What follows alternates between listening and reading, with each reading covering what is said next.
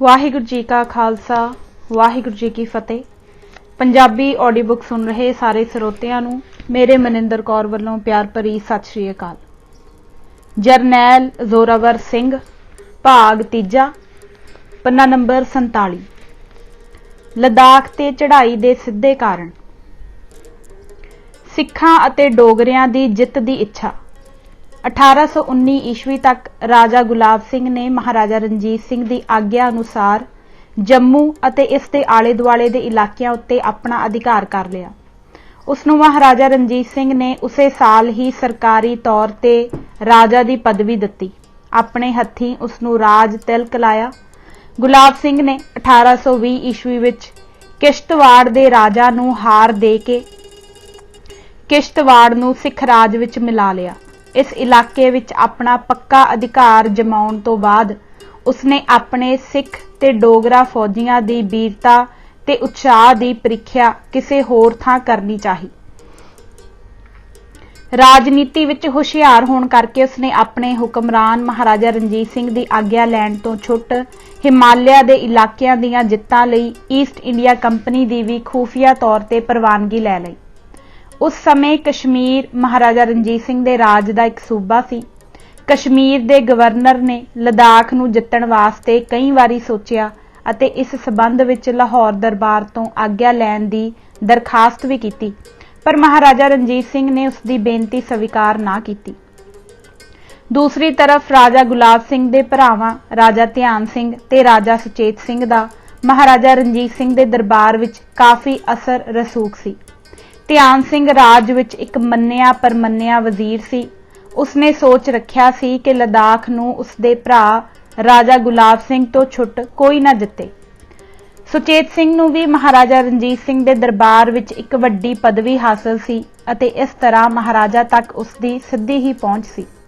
राजा सुचेत सिंह भी दिलों यह चाहुंदा सी कि लद्दाख दी मुहिम लई भी महाराजा रणजीत सिंह राजा गुलाब सिंह नूं ही सपुर्ददारी देवे, क्योंकि जो उसदे खानदान दा वकार अगे वध सके अते आर्थिक लाभ उसदे भाई नूं मिल सके। अजिही आग्या महाराजा रणजीत सिंह ने अंत दे ही दित्ती अते राजा गुलाब सिंह नूं लद्दाख दी जित वास्ते जिम्मेवारी संभाली गई। कश्मीर दे गवर्नर नूं भी महाराजा रणजीत सिंह ने राजा गुलाब सिंह दी बेनती उत्ते लद्दाख दे मामलिਆਂ विच दखल देण तों जां मुहिम दी किसी किस्म दी रुकावट करन तों रोकण लई हुक्म दे दिता। महाराजा रणजीत सिंह ने जम्मू दे गवर्नर नूं यह प्रवानगी दे दिती कि जद समा अनुकूल होवे ओह गिलगत ते आक्रमण करके सिख राज विच मिला लवे। सुकरदू दी मुहिम दी जिम्मेवारी भी महाराजा रणजीत सिंह ने गुलाब सिंह नूं ही दे दिती, पर महाराजा रणजीत सिंह ने साफ तौर ते दस दिता कि जद तक मुहिमां दी योजना पूरे तौर ते ओह खुद मंजूर ना करे कोई मुहिम नहीं शुरू की जाएगी। अंग्रेज दा रूस दे वधन नूं रोकना। सिखां दीआं लद्दाखी मुहिमां दा कदम भारत दे अंग्रेज सियासतदानां ने बहुत सलाया। ओह हिमालय दे इन्हां खित्तिਆਂ नूं मध्य एशिया राहीं रूस दे सर करन अते असर रसूख फैलण तो डरदे सन। रूस दा ਜ਼ਾਰ मध्य एशिया दे इलाके अते रियासतां नूं अपने राज विच बहुत तेजी नाल मिला रहा सी। रूस दी यह नीति अते उसदी मध्य एशिया विच दिन ब दिन वधदी ताकत ने अंग्रेज़ां दे दिल विच यह खतरा पा दिता कि रूस कश्मीर अते अफगानिस्तान नूं जित के भारत ते भी कब्जा करना चाहुंदा है। हिमालय दे उत्तरी खित्ते अते सारियां रियासतां जो हिमालय तो पार उत्तर विच वाक़िआ सन कमज़ोर सन ते अपने आप दी रखिया करन दे योग नहीं सन। इस गल विच अंग्रेज सरकार दी दिलचस्पी सी कि यह सूबे मजबूत सिख राज विच शामिल हो जाण। ओह यह चंगी तरह जानदे सन कि अंत विच सिख राज नूं उन्हां अपनी साजिश नाल खत्म करना सी ते यह बाहरले सूबे खुद अपने आप इन्हां दे हत्थ आ जाणगे। इसलिए उन्होंने लाहौर दरबार नूं हिमालय ते उसदे पार मध्य एशिया दे इलाकिਆਂ ਦੀਆਂ जित्तां वास्ते जरूर ही उकसाया होवेगा। इसलिए उन्हां दी गुलाब सिंह नूं खुफिया आग्या देनी एक सोची हुई नीति दे अनुकूल सी। महाराजा रणजीत सिंह 1809 ईस्वी दे रोपड़ दे अहदनामे दे मुताबक अंग्रेजां दे मित्र सी। ਇਹ ਅੰਗਰੇਜ਼ਾਂ ਲਈ ਲਾਭਦਾਇਕ ਸੀ ਕਿ ਉਸ ਵੇਲੇ ਚੀਨ ਅਤੇ ਰੂਸ ਦੀਆਂ ਸਾਮਰਾਜੀ ਤਾਕਤਾਂ ਦੇ ਦਰਮਿਆਨ ਮਹਾਰਾਜਾ ਰਣਜੀਤ ਸਿੰਘ ਦਾ ਸਿੱਖ ਰਾਜ ਇੱਕ ਮਜ਼ਬੂਤ ਬਫਰ ਸਟੇਟ ਦਾ ਕੰਮ ਦੇਵੇ, ਜਦ ਤੱਕ ਕਿ ਉਹ ਖੁਦ ਇਸ ਰਾਜ ਦਾ ਖਾਤਮਾ ਕਰਨ ਦੇ ਕਾਬਲ ਨਹੀਂ ਸਨ ਹੋ ਜਾਂਦੇ। ਅੰਗਰੇਜ਼ਾਂ ਨੇ ਲਦਾਖ ਦੀ ਮਹੱਤਵਪੂਰਨ ਪੋਜੀਸ਼ਨ ਨੂੰ ਸਾਹਮਣੇ ਰੱਖ ਕੇ ਰਾਜਾ ਗੁਲਾਬ ਸਿੰਘ ਦੀਆਂ ਲਦਾਖੀ ਮੁਹਿੰਮਾਂ ਦੇ ਦ੍ਰਿਸ਼ਟੀਕੋਣ ਨੂੰ ਬਹੁਤ ਲਾਭਦਾਇਕ ਸਮਝਿਆ, ਤਾਂ ਕਿ ਪਹਿਲਾ ਉਹ ਇਤਨਾ ਮਜ਼ਬੂਤ ਬਣ ਜਾਵੇ ਕਿ ਉਹ ਆਉਣ ਵਾਲੇ ਸਮੇਂ ਵਿੱਚ ਮਹਾਰਾਜਾ ਰਣਜੀਤ ਸਿੰਘ ਦੇ ਵਾਰਸਾਂ ਦਾ ਮੁਕਾਬਲਾ ਕਰ ਸਕੇ ਅਤੇ ਸਿੱਖਾਂ ਦੇ ਰਾਜ ਦਾ ਖਾਤਮਾ ਕਰਨ ਲਈ ਅੰਗਰੇਜ਼ੀ ਹਕੂਮਤ ਦਾ ਸਾਥ ਦੇਵੇ।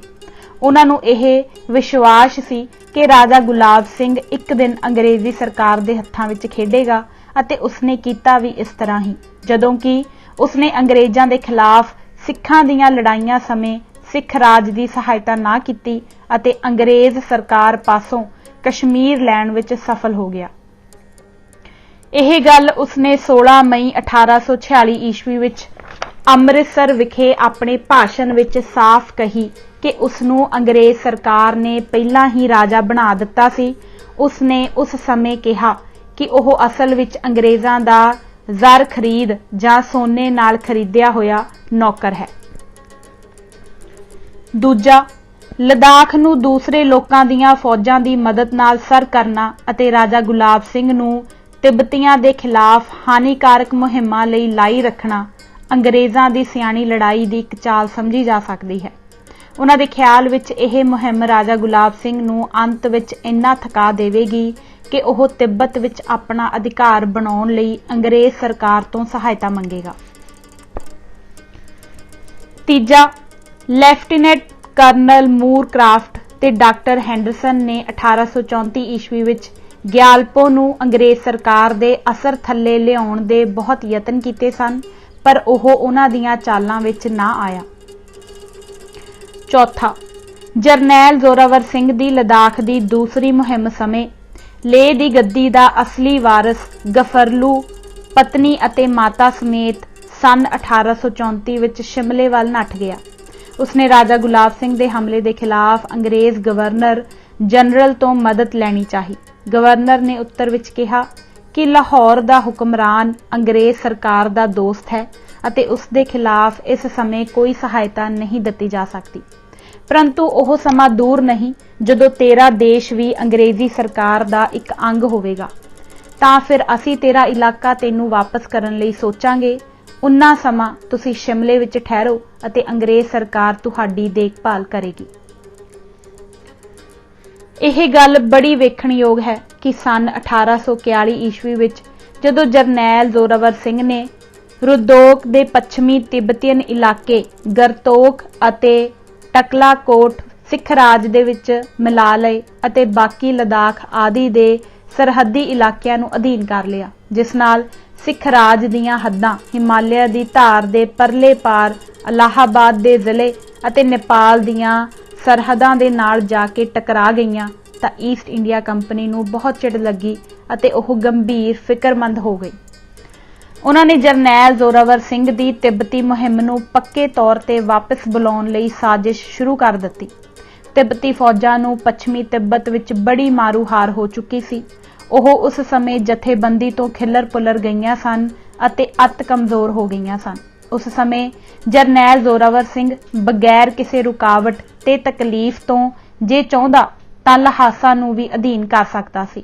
ਉਹ ਘੱਟੋ ਘੱਟ ਮਰੀਅਮ ਲਾ ਦੇ ਦर्रे ਰਾਹੀਂ ਉਪਜਾਊ ਤੇ ਖੁਸ਼ਹਾਲ ਬ੍ਰਹਮਪੁੱਤਰ ਦੀ ਗਰਮ ਵਾਦੀ ਤੱਕ ਪਹੁੰਚ ਸਕਦਾ ਸੀ, ਜਿੱਥੇ ਕਿ ਉਸ ਦੀ ਫੌਜ ਸਰਦੀਆਂ ਵਿੱਚ ਆਰਾਮ ਕਰਕੇ ਦੁਬਾਰਾ ਲੜਨ ਯੋਗ ਹੋ ਸਕਦੀ ਸੀ ਤੇ ਸਾਰੇ ਤਿੱਬਤ ਤੇ ਕਾਬੂ ਪਾ ਸਕਦੀ ਸੀ।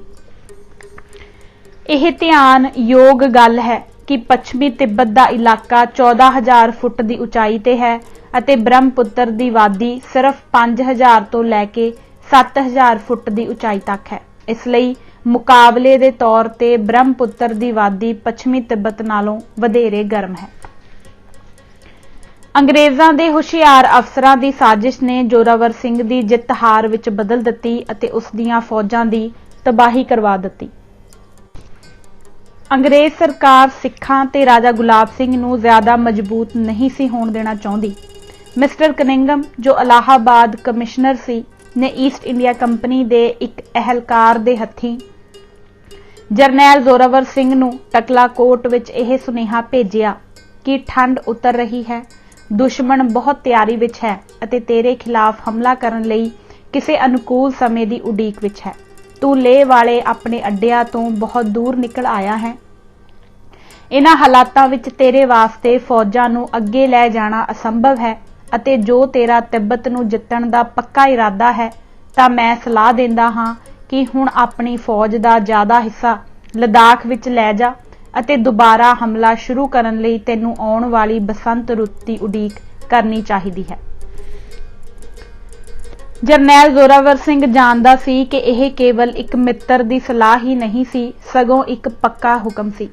ਉਹ ਜਾਣਦਾ ਸੀ ਕਿ ਉਸ ਦਾ ਮਾਲਕ ਰਾਜਾ ਗੁਲਾਬ ਸਿੰਘ ਅੰਗਰੇਜ਼ਾਂ ਦਾ ਅੰਦਰੂਨੀ ਤੌਰ ਤੇ ਗੂੜਾ ਮਿੱਤਰ ਹੈ। ਉਸ ਨੂੰ ਆਪਣੀ ਮੁਹਿੰਮ ਨੂੰ ਬੰਦ ਕਰਨ ਤੋਂ ਸਿਵਾਏ ਕੋਈ ਦੂਸਰਾ ਚਾਰਾ ਨਹੀਂ ਸੀ। ਇਸ ਮੁਹਿੰਮ ਦੇ ਬੰਦ ਕਰਨ ਨਾਲ ਤਿੱਬਤੀਆਂ ਨੂੰ ਦੁਬਾਰਾ ਸੁੱਖ ਦਾ ਸਾਹ ਮਿਲਿਆ। ਹੁਣ ਉਹਨਾਂ ਨੂੰ ਜਥੇਬੰਦ ਹੋਣ, ਆਪਣੀਆਂ ਫੌਜਾਂ ਨੂੰ ਹਥਿਆਰਬੰਦ ਤੇ ਤਰਤੀਬ ਦੇਣ ਵਿੱਚ ਅਤੇ ਪੱਛਮੀ ਤਿੱਬਤ ਵਿੱਚ ਜਰਨੈਲ ਜ਼ੋਰਾਵਰ ਸਿੰਘ ਦੇ ਜਿੱਤੇ ਹੋਏ ਇਲਾਕਿਆਂ ਤੇ ਮੁੜ ਧਾਵਾ ਬੋਲ ਕੇ ਵਾਪਸ ਖਾਣ ਦਾ ਮੌਕਾ ਮਿਲ ਗਿਆ। ਤਿੱਬਤੀਆਂ ਨੂੰ ਜਰਨੈਲ ਜ਼ੋਰਾਵਰ ਸਿੰਘ ਦਾ ਤਿੱਬਤ ਵਿੱਚ ਥੋੜੀ ਫੌਜ ਛੱਡ ਕੇ ਲਦਾਖ ਨੂੰ ਮੁੜ ਜਾਣ ਦਾ ਬਹੁਤ ਲਾਭ ਹੋਇਆ।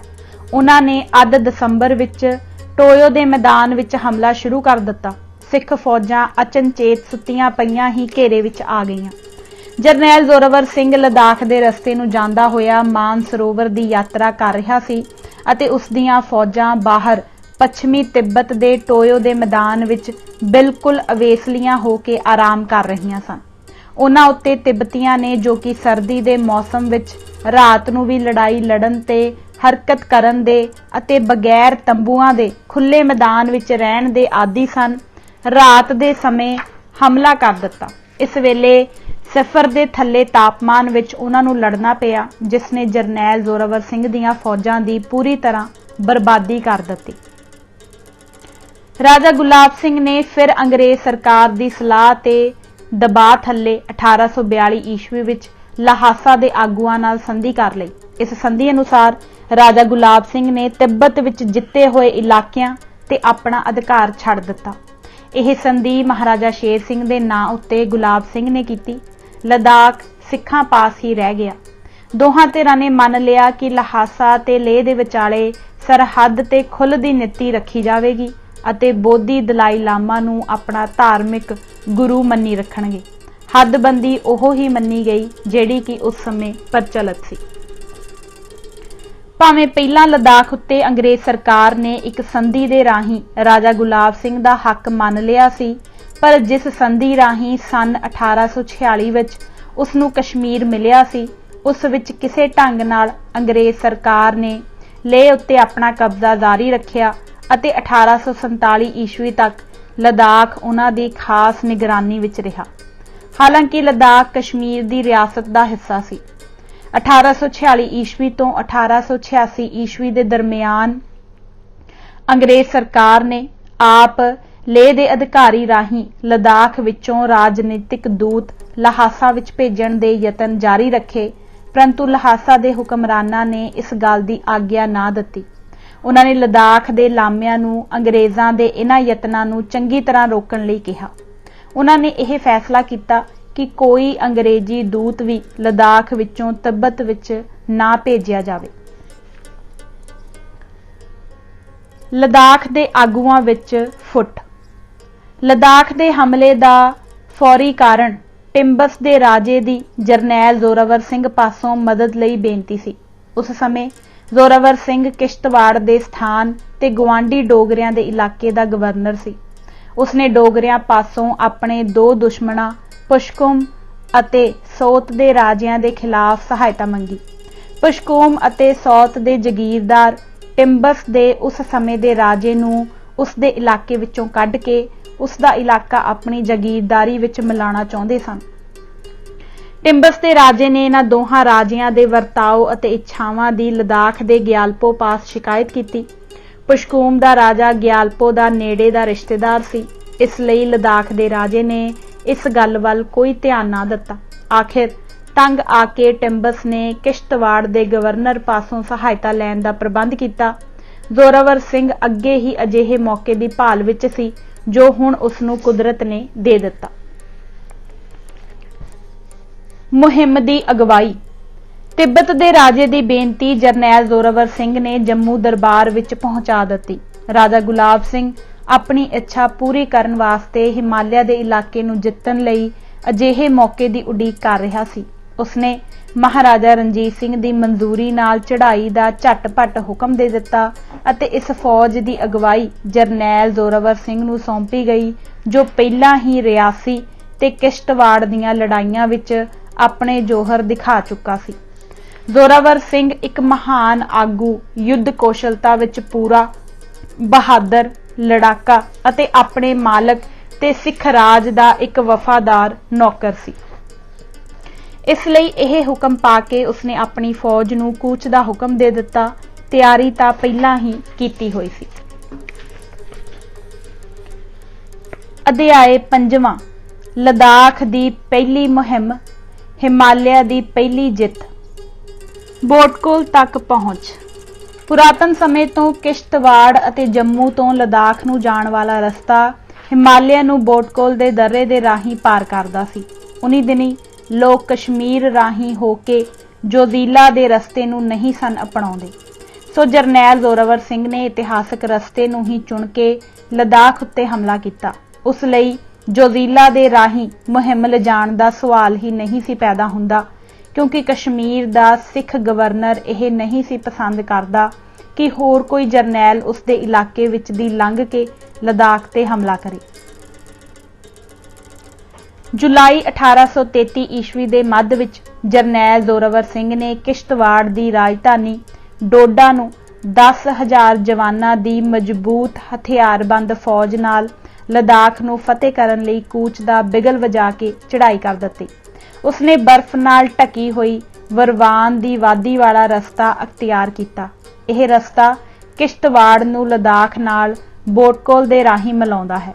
यह रस्ता दरिया डोडा दे उत्तर विच कोई 7 मील की दूरी तो पार करदा है अते दरिया दे सज्जे कंढे दे नाल नाल जाके वरवान जां मरुआ दरिया नूं जा मिलदा है। यह रस्ता फिर वरवान दे नाल नाल इंशान नूं जांदा है। किश्तवाड़ तो इंशान 41 मील के फासले ते है। इस रस्ते की चढ़ाई काफ़ी औखी, बर्फानी ते पथरीली है। इंशान तो बाद सोखनिज तक दे 18 मील के रस्ते विच कई चढ़ाइयां ते उतराइयां आउंदियां हन पर समुचे तौर ते यह रस्ता दरिया दी वादी दे नाल उपर नूं चढ़दा जांदा है। जोखनिस तो वरवान दी सहायक नदी बोटकोल दे सज्जे कंढे दे नाल नाल बोटकोल कैंप नूं जांदा है। यह कोई 15 मील लंबा है अते काफ़ी मुश्किल रस्ता है। जरनैल जोरावर सिंह दे रस्ते विच बड़ियां ही कुदरती रुकावटां सन पर वह सारियां ते काबू पा के 16 अगस्त 1833 ईस्वी नूं बोटकोल दर्रे दी दक्षिणी छाउणी ते कोई 20 दिनां दे बाद पुज गया। बोटकोल दा युद्ध। सुरुवादी दे लद्दाखी वायसराय सेवंग नमगियल नूं सिखां दी इस चढ़ाई ते फौजी ताकत दी खबर पहलों ही मिल चुकी सी अते ओह पहलां तो ही हमले दी दशा, उसदा वक्त ते ताकत दा पूरा अनुभव करी बैठा सी। ओह बोटकोल दर्रे दी रखिया लई अते लद्दाख विच दुश्मन दे हमले नूं रोकण लई दरे दे उत्तरी पासे वाल 5000 लद्दाखी सिपाही लैके मोर्चे मल्ली बैठा सी। सिख फौज नूं दरे दे दक्षिणी किनारे तो अगाह वधन तो रोकण लई लद्दाखी सिपाहियां ने सिखां दे खिलाफ एक दिन वास्ते बड़ी बहादुरी नाल लड़ाई कीती अते उन्हां नूं रोकी रखिया। यह देख के कि दरे उत्ते सिद्धा हमला कामयाब नहीं होया, जरनैल जोरावर सिंह ने दुश्मन दी फौज दे मोर्चे नूं पिछों दी होके घेरा पाउण दी योजना बनाई। इसने रात वेले दरे दी पश्चिमी दिशा वल उच्ची जगह ते कब्जा करके दुश्मन नूं खब्बे पासियों दी कूच करके पिछों दी जा घेरिया। इस नाल सारी लद्दाखी फौज दी पोजीशन अते दशा खतरे विच पै गई। खब्बे पासियों घेरा मुकम्मल करन तो मगरों जरनैल जोरावर सिंह ने फिर सामने दी हमला कर दिता। लद्दाखियां दा दिल टुट गया अते उन्हां दे पैर उखड़ गए। ਉਹ ਆਪਣੇ ਮੋਰਚੇ बगैर किसी हील हुज्जत अते होर लड़ाई दे छड्ड के घबराए होए सुरूवादी अते जंस्कार वाल नूं दौड़ गए। शत्रु उत्ते एक पासियों दी हमला करके दुश्मन दे पिछे जाना अनुकूल सी। तैयारी करन पिछों दुश्मन ते एक जां दो दस्तियां नाल उस दे पासियां दे चोट मारनी चाहिदी है अते बाद विच बाकी दी फौज नाल दुश्मन ते सामणेओं हमला करना चाहिदा है। सिखां दे इस लड़ाई विच केवल 6 ਜਾਂ 7 जवान शहीद होए अते उन्हां दे सारे जख्मियां दी गिणती 15 ਦੇ लगभग सी। लद्दाखियां दे 40 जवान शहीद होए अते 60 जख्मी, जिन्हां विचों 30 बाद विच चलाणा कर गए। सिखां ने लड़ाई दे मगरों अपने अते लद्दाखियां दे हत्थ आए होए जख्मियां दी मल्लम पट्टी कीती अते शहीदी लोथां दा वरवान दी नदी दे किनारे जंगलां विच भेज के संस्कार करवाया। सिखां ने दरे उत्ते अपने ठिकाने अते मोर्चे दुबारा मजबूत कर लए अते 17-18 अगस्त दियां रातां नूं उत्तरी कैंप विच छाउणी बना लई। इत्थे बहुत ठंड सी। यह सिखां दी फौज दी 17,000 फुट दी उचाई उत्ते पहली लड़ाई सी।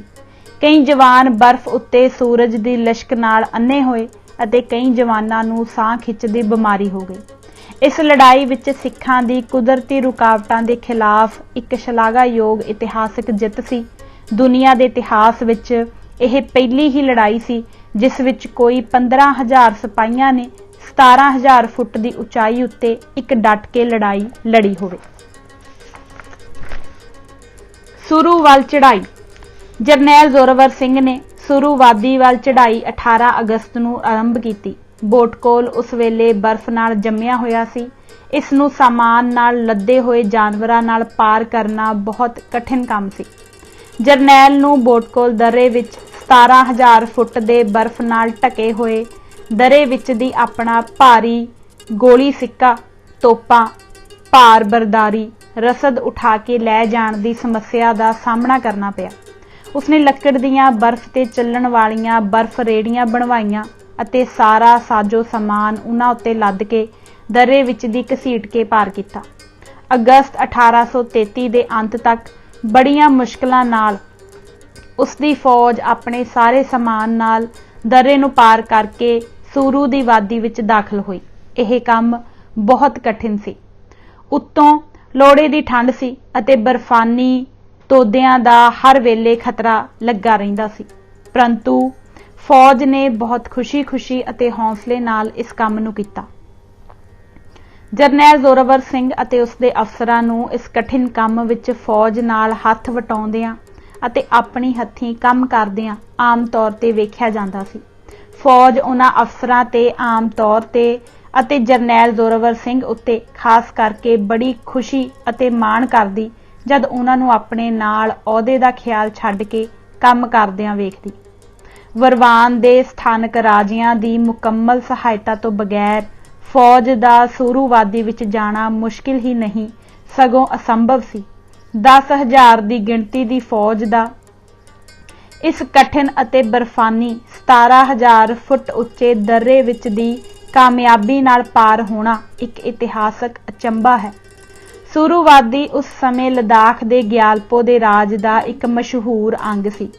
इसदा राज प्रबंध उसदे वाइसराय जां कालो सेवंग नमगियल दे थल्ले सी।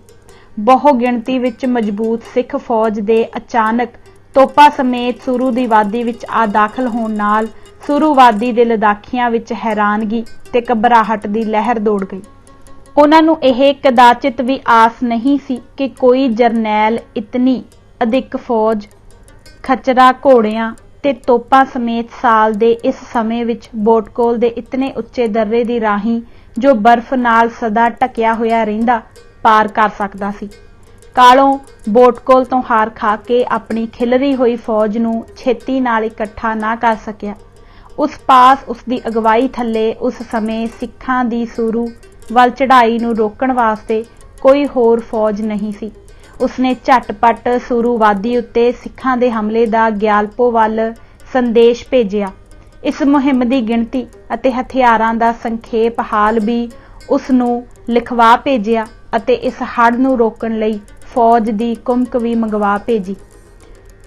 ग्यालपो ने कालों की यह भेजी हुई सूचना सुन के इस मार धाड़ का मुकाबला करन लई जल्दी तैयारियां करनियां शुरू कर दित्तियां। एक हफ्ते के अंदर अंदर उसने 5000 जवानों की फौज लद्दाख विच तैयार करके सुरू कस्बे के सामने इकट्ठी कर दी। इस फौज की अगवाई कालों डोरजो नमगियल नूं सौंपी गई, जो कि समझदार, हुशियार ते जोश वाला नौजवान सी, पर कोई तजर्बेकार सिपाही नहीं सी अते ना ही उसने किसी लड़ाई विच अज तक कोई हिस्सा ही लिया सी। ਉਹ ਜ਼ੋਰਾਵਰ ਸਿੰਘ ਵਰਗੇ ਤਜਰਬਾਕਾਰ ਤੇ ਕਾਬਲ ਜਰਨੈਲ ਦੇ ਮੁਕਾਬਲੇ ਵਿੱਚ ਫੌਜਾਂ ਦੀ ਅਗਵਾਈ ਕਰਨ ਵਿੱਚ ਬਿਲਕੁਲ ਨਿਖੱਧ ਸੀ। ਉਹ ਨਿਰੋਲ 18 ਸਾਲ ਦਾ ਨਿਡਰ ਤੇ ਬਹਾਦਰ ਲਦਾਖੀ ਸੀ। ਸੂਰੂ ਦਾ ਲਦਾਖੀ ਮੋਰਚਾ। ਸੂਰੂ ਦਾ ਲਦਾਖੀਆਂ ਵੱਲੋਂ ਕੋਈ ਵੀ ਰੱਖਿਆ ਦਾ ਪ੍ਰਬੰਧ ਨਹੀਂ ਸੀ ਕੀਤਾ ਹੋਇਆ ਅਤੇ ਜਰਨੈਲ ਜ਼ੋਰਾਵਰ ਸਿੰਘ ਨੇ ਬਿਨਾਂ ਯੁੱਧ ਸ਼ੁਰੂ ਕੀਤੇ ਹੀ ਪਿੰਡ ਤੇ ਕਬਜ਼ਾ ਕਰ ਲਿਆ। सिख फौजां नूं दुबारा तरतीब देण, जथेबंद करन अते अपने आप नूं सर्दी ते उचाई दे वायुमंडल विच ढालण लई शुरू दे अस्थान ते एक हफ्ते दा समा आराम करन लई दिता गया। इस समय विच जरनैल जोरावर सिंह ने लद्दाखी फौजां दी ताकत अते ठिकाणियां दा पूरा पता लगाउण लई गश्ती दस्ते अते जासूस चार चुफेरे ही कारगिल, जंस्कार, लामा यारू ते लेह वल भेजे। जरनैल जोरावर सिंह ने स्थानक वसों नाल बड़ा प्यार भरिया ते हमदर्दी वाला चंगा वरताव किया अते उसने अपनी फौज नूं यह हुक्म जारी कर दिता कि फसलां अते स्थानक लोकां दी जायदाद नूं कोई सिपाही हानि ना पहुंचावे। सब नूं लुट मार ते मार धाड़ तो संकोच करन वास्ते चेतावनी दित्ती। उसकी इस नेक दिली अते निमरता वाले सुभाਅ नाल जरनैल वास्ते स्थानक लोकां विच उत्साह, भरोसा अते मान वध गया। ਉਹ लोग समुचे तौर ते ही उसके आग्याकारी बन गए। उन्होंने सिख आगू नूं अपनी वफादारी विखाउण लई अपने नुमाइंदे उसके कैंप विच भेजे अते सिखां दा सूरू विच चंगा प्रबंध, लोकां दी इज्जत ते माल दी हिफाजत करन वास्ते उन्हां दा शुक्रिया अदा किया। जरनैल ने सूरू वादी विच घर प्रति इक्को जिहा 4 रुपए सालाना धरती टैक्स लागू कर दिता, जिस नूं स्थानक लोकां ने खुशी नाल देना स्वीकार कर लिया। उन्हां जमानिਆਂ विच यह 4 रुपए घर प्रति दा टैक्स उस टैक्स नालों बहुत घट सी जो कि इन्हां लोकां पासों स्थानक लद्दाखी राजे लैंदे सन। लद्दाखी राजे उन्हां पासों उन्हां दी फसल ते जानवरां दा चौथा हिस्सा लगान दे तौर ते जबरदस्ती लै लैंदे सन। जरनैल ने सूरू दे स्थान ते एक नवां किला बनाउण दी नींह रखी। उसने 30 सिपाहियां दी टोली किले दी अते 10 जवान सूरू पुल दी रखिया लई नियत कीते। इस दस्ते नूं हदायत दित्ती गई कि ओह किले नूं जल्दी तो जल्दी स्थानक लोकां दी सहायता नाल मुकम्मल करन, उन्हां नूं वादी विच राज प्रबंध कायम करन अते लोकां विच अमन अमान कायम रखण वास्ते भी आदेश दिता अते इस किले नूं लद्दाख दीआं आउण वालीआं अगली मुहिमां विच काम आउण वाला एक महान बंदोबस्त दा ठिकाणा अते अड्डा बना दिता गया। इत्थों तक कि उसने सूरू नूं अपणियां लद्दाख दीआं लड़ाइयां वास्ते एडवांस बेस नियुक्त कर लिया। जरनैल ने सब प्रकार दा समान जिहड़ा कि ओह किश्तवाड़ तो नाल लिआया सी अते गोली सिक्का आदि इत्थे जमा कर दिता। इस तरह फौज का सारा फालतू समान इस किले विच जमा कर दिता अते फौज नूं समान तो छुटकारा दिवा के लड़ाई दे मैदान विच तेज हरकत दे काबिल बना दिता। फालतू खच्चरां अते बेकार आदमी लड़ाका फौज विचों कढ के इस किले विच स्थानक ड्यूटी लई छड़ दिते गए। यह फैसला भी किया गया कि रोजाना सूरू तो एक कानवाई लड़ाई दे मैदान तक फौजां दा लोड़ींदा गोली सिक्का, रसद ते खुराक अते होर जरूरत दा समान लैके जाया करेगी। इस तरह जरनैल जोरावर सिंह ने अपने जवानां दा वाधू भार जिहड़ा कि ओह अपने नाल चुके फिरदे सन चुकण तो पिछा छुड़ा दिता अते ओह बड़ी आसानी नाल कूच करन दे काबिल हो गए अते उन्हां दी चलण दी रफ्तार भी वध गई। जवान अपने नाल सिर्फ 2 दिनां दा निजी राशन, बिस्तरे अते गोली सिक्का ही उठाउंदे सन। लोड़ वेले किश्तवाड़ तो भी जरूरी समान शुरू विच लिआया जांदा सी। गोली बारूद बनाउण दा काम भी शुरू विच ही करा दिता गया। सब किस्म दा अनाज जो लड़ाई विच दुश्मन पासों हथ लगदा जां खरीद कीता जांदा जां टैक्स वजों मिलदा सूरू दे किले विच जमा कर दिता जांदा अते रिजर्व दे तौर ते इस्तेमाल कीता जांदा। सूरू दे अड्डे दी बनतर तो यह सिद्ध हुंदा है कि जरनैल जोरावर सिंह ना केवल लड़ाई विच ही एक निपुण ते लासानी जरनैल सी, सगों ओह लड़ाई दे बंदोबस्त विच भी एक उच्च कोटि दा प्रबंधक सी। दुश्मन दी युद्ध योजना। जरनैल जोरावर सिंह दा सूरू वादी तो कारगिल वल वधण वाला रस्ता हुण कारतखसे अते खरपोखर दे दो मजबूत किलियां ने रोकिया होया सी। यह दोवें किले दरिया सूरू दे दोवीं पासी मुश्किल घाटियां अते तंग रस्ते उत्ते बने हुए सन। खरपोखर दा किला सूरू तो 4 मील उत्तर वल सूरू दे खब्बे कंडे ते सी, जदों कि कारतखसे दा किला कारगिल दी वड्डी सड़क तो 4 मील हटवां रिंगडम अते सूरू दे रस्ते ते सी। कारगिल ते कब्जा करन लई जोरावर सिंह नूं यह दोवें किले सर करने पैणे सन। इन्हां दोवें किलियां दी मोर्चाबंदी बहुत मजबूत सी। दोवें किले एक दूसरे दे मददगार सन। इन्हां किलियां राहीं सूरू तो कारगिल वल वधना खतरनाक काम सी अते जान बुझ के मौत दे मूंह विच अपना ते अपनी फौज दा सिर देना सी। लद्दाखियां ने यह दोवें किले सूरू दे दोवें कंडियां तो कारगिल ते रिंगडम नूं जाण वाले सारे रस्तियां दी हिफाजत करन ते दुश्मन दी चढ़ाई नूं रोकण लई बनाए होए सन। उन्हां दीयां रखियक फौजां एक दूसरे दीयां सहायक चौकियां दा काम करदियां सन। दरिया सूरू कारतखसे अते खरपोखर दे नेड़े एक बहुत ही तंग घाटी विच दी लंघदा सी अते रस्ता पहाड़ियां नूं कट के दरिया दे नाल नाल बनाया होया सी। दोवें किले ਉੱਚੀਆਂ ਪਹਾੜੀਆਂ ਤੇ ਸਨ ਅਤੇ ਪਹਾੜੀਆਂ ਵੀ ਨਿਰੋਲ ਖੜੀਆਂ ਚਟਾਨਾਂ ਸਨ। ਇਹਨਾਂ ਨੂੰ ਜਾਣ ਵਾਲੇ ਰਸਤੇ ਕੇਵਲ ਕਾਰਗਿਲ ਵੱਲੋਂ ਹੀ ਆਉਂਦੇ ਸਨ ਅਤੇ सूरू ਵੱਲੋਂ ਇਹਨਾਂ ਕਿਲਿਆਂ ਤੇ ਚੜ੍ਹਨਾ ਬਿਲਕੁਲ ਹੀ ਅਸੰਭਵ ਸੀ। ਖਰਪੋਖਰ ਦਾ ਯੁੱਧ।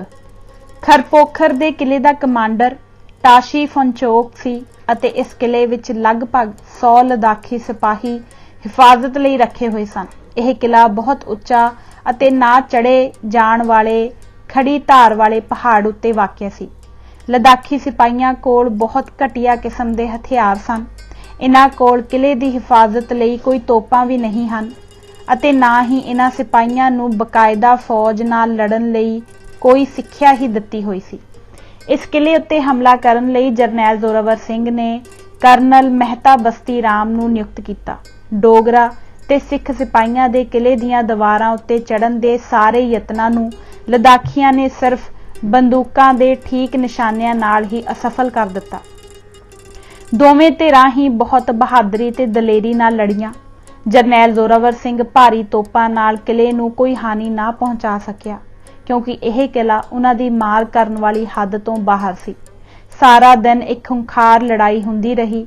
ਹਨੇਰਾ ਹੋਣ ਤੋਂ ਪਹਿਲਾਂ ਜਰਨੈਲ ਜ਼ੋਰਾਵਰ ਸਿੰਘ ਦੇ ਗਸ਼ਤੀ ਦਸਤੇ ਕਿਲੇ ਦੇ ਖੱਬੇ ਪਾਸਿਓਂ ਦੀ ਲੰਮਾ ਚੱਕਰ ਕੱਟ ਕੇ ਇੱਕ ਉਚੇਰੀ ਪਹਾੜੀ ਦੀ ਚੋਟੀ ਉੱਤੇ 2 ਛੋਟੀਆਂ ਤੋਪਾਂ ਚੜਾਉਣ ਵਿੱਚ ਸਫਲ ਹੋ ਗਏ। ਇਹ ਚੋਟੀ ਕਿਲੇ ਤੋਂ ਕੇਵਲ 400 ਗਜ ਤੇ ਸੀ। ਇਹ ਕਿਲੇ ਤੋਂ ਉੱਚੀ ਹੋਣ ਕਰਕੇ ਉਸ ਉੱਤੇ ਛਾਈ ਹੋਈ ਸੀ ਅਤੇ ਕਿਲੇ ਦੀ ਹਰ ਹਰਕਤ ਤੇ ਮੋਰਚਿਆਂ ਨੂੰ ਇਸ ਉੱਤੋਂ ਨਿਗਾਹ ਵਿੱਚ ਰੱਖਿਆ ਜਾ ਸਕਦਾ ਸੀ।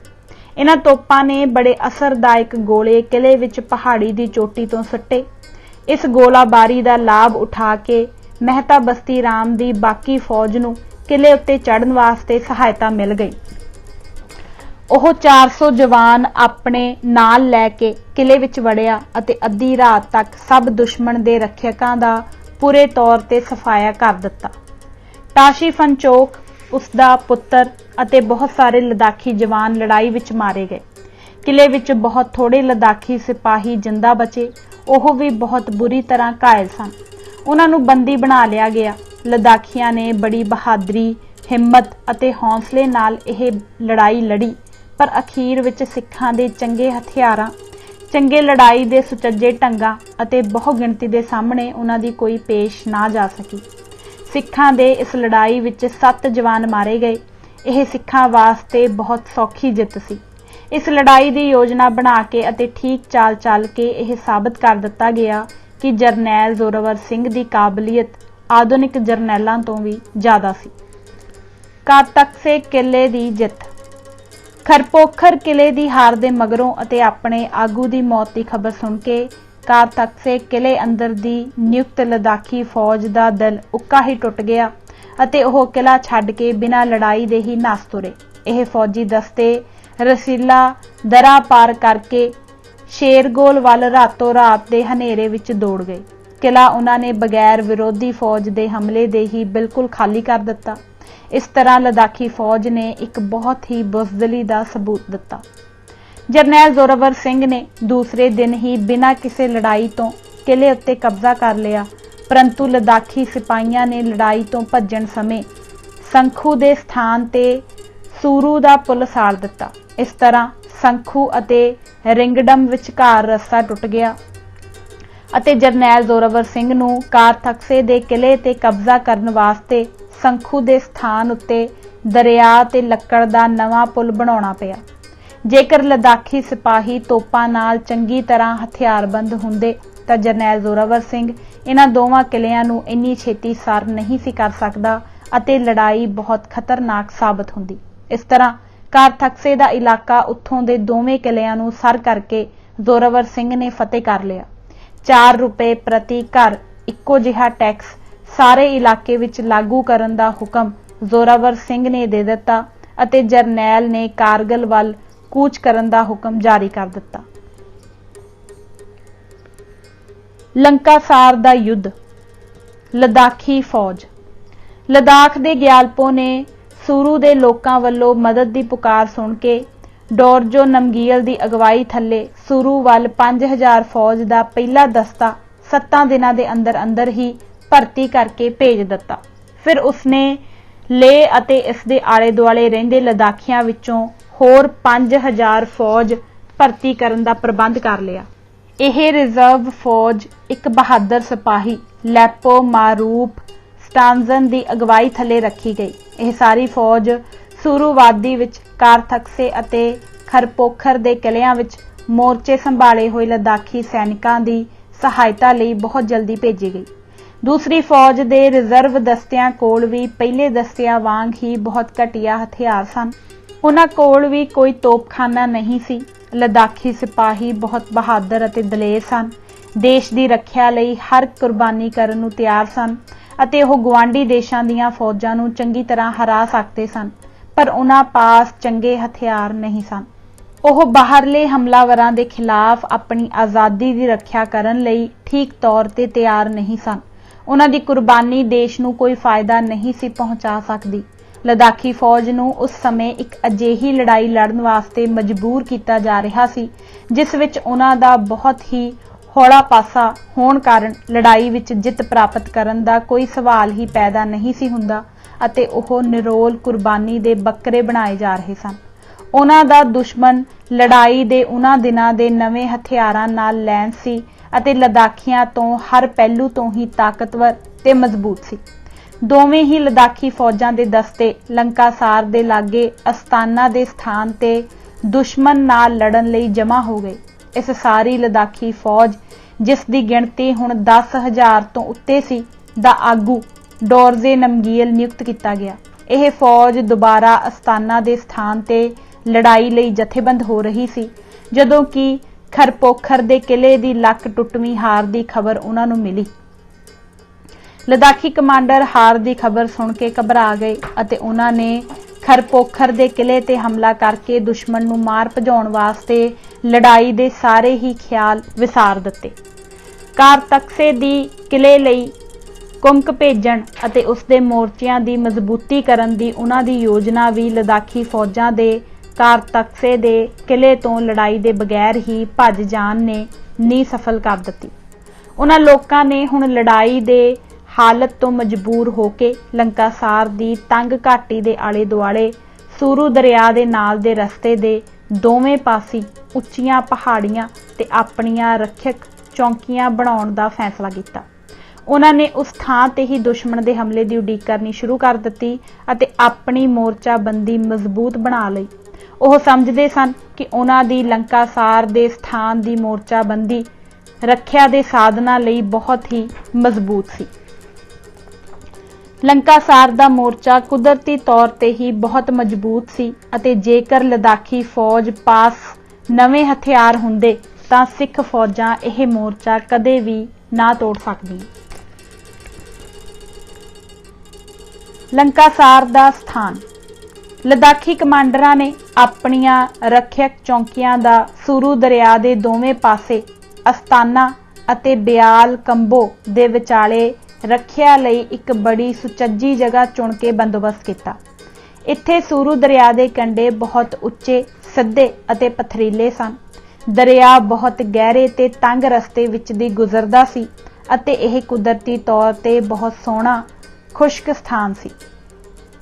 ਡੋਰਜ਼ੇ ਨਮਗੀਲ ਨੇ ਇੱਥੇ ਆਪਣੀ ਪੋਜੀਸ਼ਨ ਮਜ਼ਬੂਤ ਕਰਨ ਦਾ ਫੈਸਲਾ ਕੀਤਾ ਤੇ ਸਿੱਖਾਂ ਦੇ ਖਿਲਾਫ ਇਸ ਤੰਗ ਰਸਤੇ ਦੇ ਦੋਵੇਂ ਪਾਸੇ ਇੱਕ ਫੈਸਲਾਕੁਨ ਲੜਾਈ ਲੜਨ ਦੀ ਤਿਆਰੀ ਕੀਤੀ।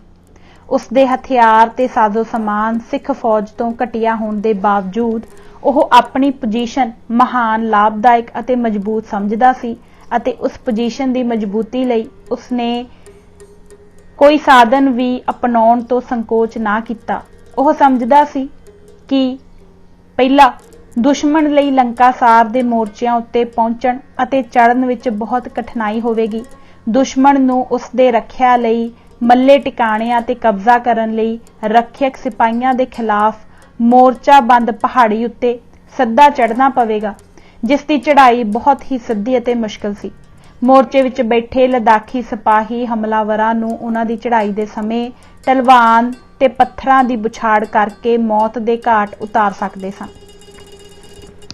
ਦੂਜਾ, ਉਹਨਾਂ ਦੇ ਮੋਰਚੇ ਜ਼ੋਰਾਵਰ ਸਿੰਘ ਦੀਆਂ ਘੇਰੇ ਪਾਉਣ ਵਾਲੀਆਂ ਤੋਪਾਂ ਦੀ ਵੀ ਮਾਰ ਤੋਂ ਬਾਹਰ ਸਨ ਅਤੇ ਮੋਰਚੇ ਇਹੋ ਜਿਹੀਆਂ ਪਹਾੜੀਆਂ ਤੇ ਬਣੇ ਹੋਏ ਸਨ ਜਿਨ੍ਹਾਂ ਉੱਤੇ ਸਾਹਮਣਿਓਂ ਅਤੇ ਪਾਸਿਆਂ ਤੋਂ ਆਸਾਨੀ ਨਾਲ ਨਹੀਂ ਸੀ ਚੜ੍ਹਿਆ ਜਾ ਸਕਦਾ।